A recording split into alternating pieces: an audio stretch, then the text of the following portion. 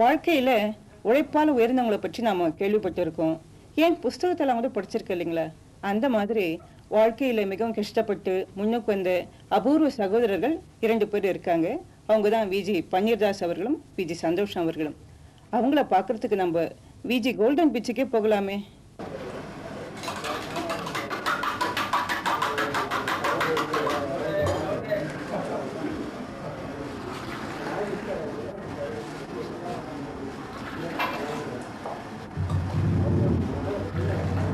என்ன mister BJP, நீங்க இங்க இருக்கீங்க? உங்களை பார்க்கறதுக்கு நாங்க பிஜேபி போயிட்டு இருக்கோம். ஆமா, முதல்ல நம்ம டீ கடை தான் ஆரம்பிச்சோம். அதனால தான் நம்ம உங்களை அழைச்சிட்டு இருக்கோம். ஓ, உங்க ஆரம்ப வாழ்க்கை டீ கடை தான் ஆரம்பிச்சோம். ஆமா, முதல்ல எல்லாம் 2 டீ சாப்பிடணும். சரி, 2 டீ கொண்டாடா. என்னங்க உங்க கம்பெனி டீ கொண்டு வராரு? ஆமா, முதல்ல அவன் டீ எடுப்பேன். நான் மித்திர பக்கத்தில் இருப்பேன், பேப்பர் கடை இருக்கும். அந்த ஜன்னலில் மித்திர பக்கத்தில், இந்த ஜன்னலில் பேப்பர் கடை, இங்கே டீ ஷாப்பு. ஓ, உங்க ஆரம்ப வாழ்க்கை டீ கடை தான் சொல்றீங்க. ஆமா, அதனால தான் உங்களை இந்த முதல்ல டீ ஷாப்புக்கு நாங்கள் அழைச்சிட்டு இருக்கோம். எல்லாம் நம்ம வந்து பிஜேபி கோல்டன் பீச்சுக்கு போய் எல்லாம் தூரமாக பேசிருக்கோம்.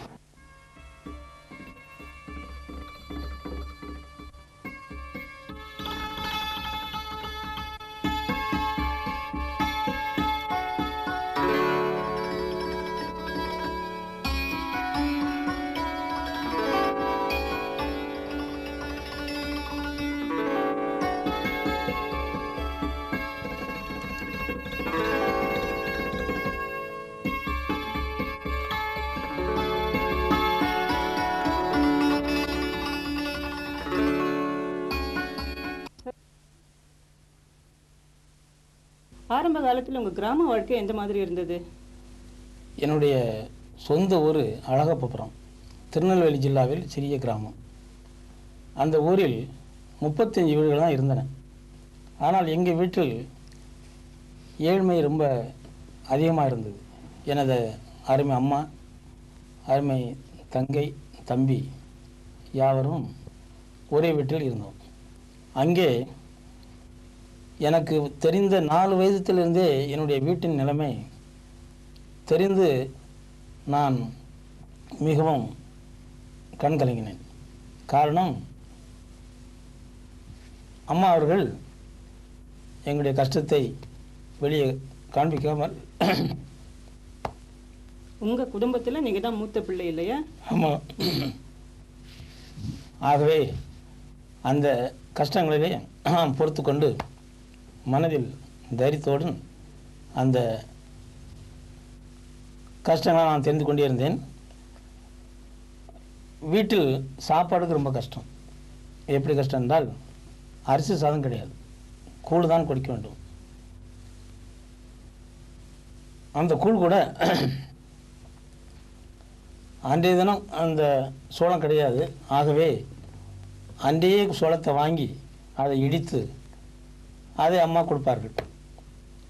அந்த சோளம் வாங்குவதற்கு சொர்ணம் என்ற ஒரு மாடு இருந்தது. அந்த பசுமாட்டின் பாலை விட்டு அம்மா வந்து அந்த சோளத்தை வாங்கி எங்களுக்கு கொடுப்பார்கள். அண்ணாச்சி, நீங்க பள்ளி படிப்பெல்லாம் எங்க படிச்சீங்க? நான் 4ஆம் வகுப்பு தான் படிக்க முடிந்தது. அதுவும் முதல் ஆரம்பத்தில் அம்மா அவர்கள் ஆனா ஆவணா என்று தரையில், அதாவது மண்ணை சமப்படுத்தி அதில் எழுதி படித்து கொடுத்தார்கள். ஸ்லேட் வாங்குறது கூட வசதி கிடையாது. அதன் பிறகு எப்படியும் 4ஆம் வகுப்பு வரை நான் படித்து விட்டேன். படித்து பள்ளிக்கூடத்துக்கு போயிட்டு வந்ததும் கடையில் உட்காருவேன். சின்ன கடை அந்த ஊரில் இருந்தது. அந்த ஊருடைய கிராமத்தில் இருக்க ஒரு பெரியவருடைய கடையை நான் எடுபடி வேலைகள் செய்து வந்தேன். எடுபடி வேலை செய்யும் பொழுது அவர் எனக்கு கடலை மிட்டாய், பழம் மிட்டாய் இதெல்லாம் தருவார்கள். காரணம், வீட்டில் பல வசதி தின்பண்டங்கள் வாங்கி கொடுப்பதற்கு வசதி கிடையாது. ஆகவே எடுபடி வேலையும் செய்து கொண்டு இந்த மாதிரி பொழுதுபோக்கு வந்தேன். இரவு நேரங்களில் ராமாயணம், மகாபாரதம் பெரிய எழுத்து அந்த காலத்தில் உண்டு. அந்த புத்தகங்களை ஒரு பெரியவர் படித்து எனக்கு காண்பிப்பார்கள். அதில் உள்ள அறிவு சிறப்புகளெல்லாம் என் மனதில் பெற்று அந்த ஒழுக்கத்தை நான் கடைபிடித்தேன். அதுவும் தவிர முதலில் லுத்தரன் மிஷன் ஸ்கூலில் நான் படித்தேன். அங்கே ஆண்டவரை பற்றி இப்படி பல படங்கள் அடங்கிய படிப்புகள் எனக்கு கற்றுக் கொடுத்தார்கள். அந்த 4ஆம் வகுப்பு படித்து முடிந்ததுமே அந்த முதலாளி அவர்கள், அந்த ஊர் கிராமத்தின் முதலாளி அவர்கள் என்னை கடையில் வேலைக்கு வைத்தார்கள். எனக்கு 3 ரூபா சம்பளம் கொடுத்தார்கள். நான் எடுபடி வேலை செய்வேன். ஆனால் என்னுடைய வீட்டு நிலைமை தெரிந்து அந்த கடைக்கு அந்த 3 ரூபாய் அம்மாவிடம் கொண்டு கொடுப்பேன். அதன் பிறகு அந்த முதலாளி அவர்கள் அந்த கடையை என்னை 150 ரூபாய்க்கு விலைக்கு கொடுத்து விட்டார்கள். அந்த 150 ரூபாய் கொடுப்பதற்கு வசதி இல்லாமல் கொஞ்சம் ஒரு 6 மாதம் தவணை கேட்டிருந்தேன். அவர்கள் ஒப்புக்கொண்டார்கள். ஆனால் வியாபாரங்கள் பெருகி வர ஆரம்பித்தது. அறுவடை சமயமானால் நிறைய நெல், சோளம் இதெல்லாம் கொடுத்து பண்டமாற்று வியாபாரமாக நடந்தது. ஆனால் அவருக்கு அந்த முதலாளிக்கு என்ன எண்ணமோ தெரியவில்லை, ஒரு பொறாமை உணர்ச்சி வந்துவிட்டது. நானும் அருமை அம்மா அவர்களும் சந்தைக்கு போனோம். என் அருமை தம்பி சந்தோஷத்தை கடையில் உட்கார வைத்துவிட்டு அவன் பள்ளிக்கூடத்தில் படித்து கொண்டிருந்தான். ஆகவே நாம் அந்த சாமான்லாம் தலையில் தூக்கி கொண்டு வந்து கடையில் மிளகாய், கொத்தமல்லி இந்த மாதிரி தானியங்கள்லாம் கொண்டு வந்து தலையில் கொண்டு வந்து அந்த கடையில் வைத்தோம். வைத்து அந்த முதலாளி அதற்கு முன்னதாக எனது அருமை தம்பியை வெளியே பிடித்து தள்ளிவிட்டு அந்த கடையை மூடிவிட்டார். நானும் அம்மா அவர்களும் அங்கிருந்து வந்தோம். வந்தால் பெரிய அதிர்ச்சியாக இருந்தது. இருந்தாலும் அங்கே ஒரு அர்ஜன ஏழை பெண்மணி, ஒன்றும் கவலைப்படாதீர்கள், நீங்கள்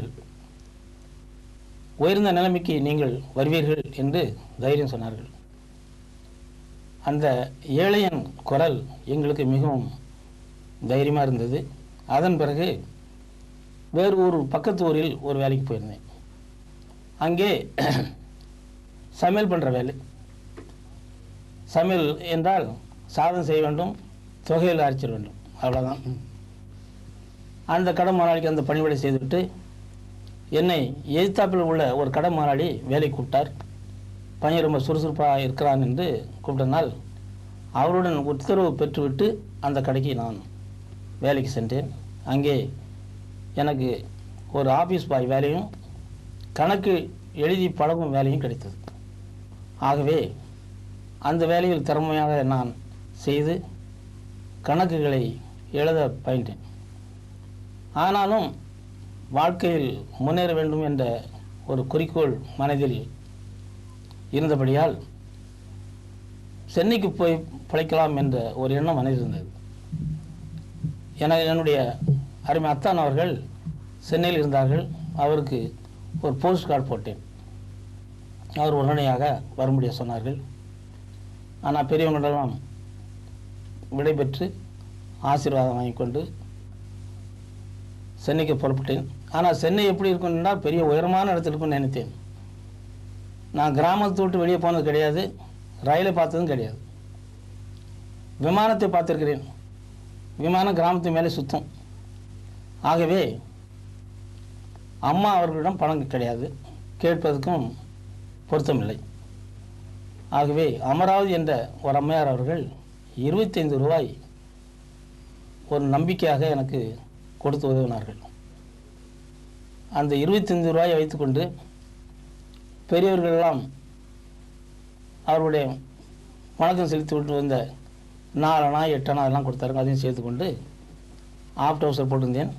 அதில் பத்திரமாக அந்த ரூபாயை வைத்து ஒரு பின்னை போட்டு ஒரு தேங்காய் நாரை கட்டிட்டு, ஆனால் மெட்ராஸ் போய் சேர வேண்டும்.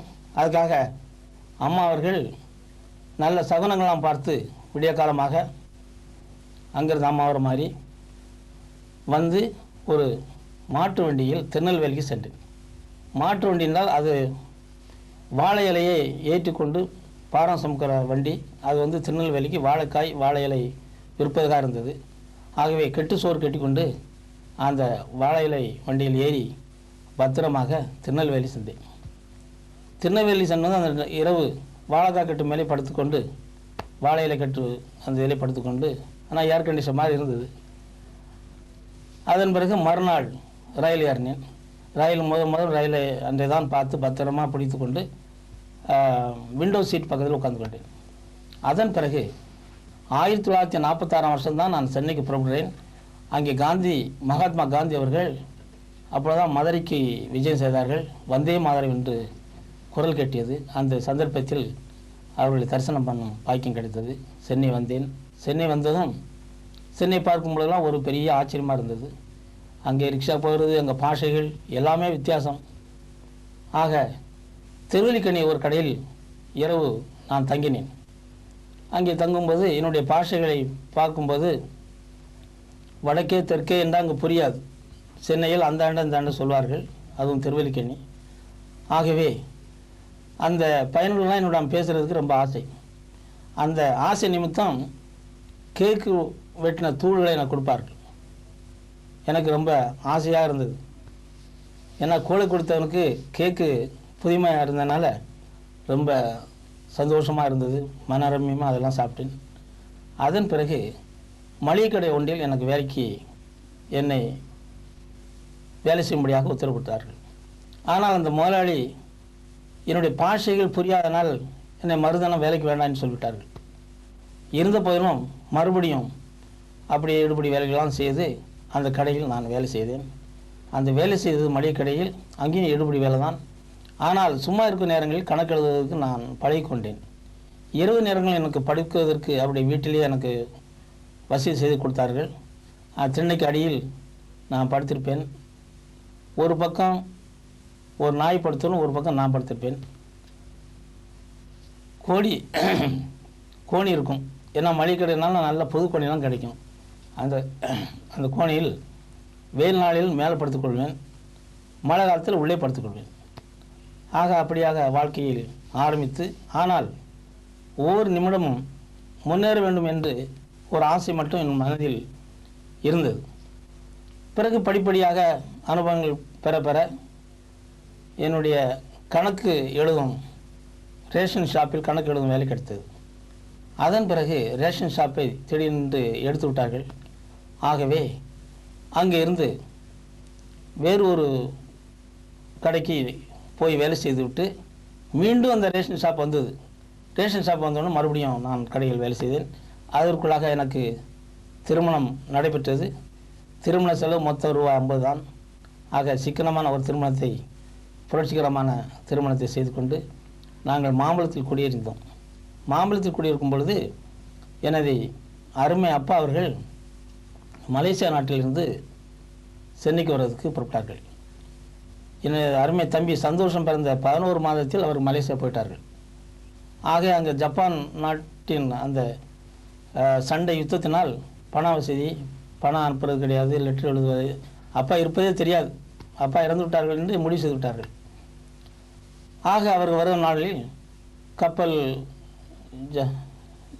SS ஜலந்தர் ரஜுலா கப்பல் வந்தது ஆர்பாருக்கு.